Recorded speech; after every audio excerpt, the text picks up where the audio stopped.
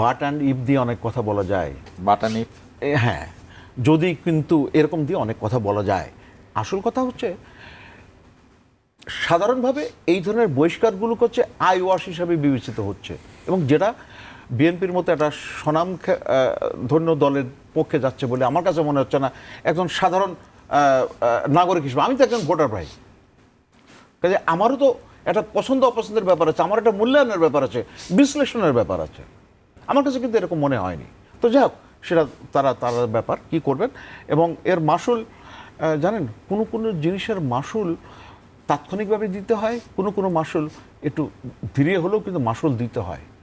এবং এটা কিন্তু যথেষ্ট ক্ষতির কারণ হয়েছে আমার কাছে মনে হয় এটা। এবং আপনি যদি পিনাকি ভট্টাচার্যের কয়েকটা এপিসোড আপনি খেয়াল করে দেখেন, তারা সুনির্দিষ্টভাবে অনেক বড় বড় লোকের বিরুদ্ধে হচ্ছে, কিন্তু তারা কি বলতে পারছে কুড দে ডিনাই? আর একটা ছোট্ট একটা কথা বলি, না আমি পিনাকিকে মহৎ বলছি না, কিন্তু উনি একটা অভিযোগ করেছেন, কিন্তু সেটার কি সুষ্ঠুভাবে পয়েন্ট টু পয়েন্ট, মনে করেন আপনি আমার বিরুদ্ধে একটা অভিযোগ করলেন, আমি বলবো যে ভাই আপনি আমার এই অভিযোগ করছেন, আমার উত্তর এটা, ইট ইজ নট কারেক্ট, এইভাবে কি আমরা বলতে আমরা পেরেছি? একটা বিরতিতে আমরা কি যাচ্ছি। শুনেছি?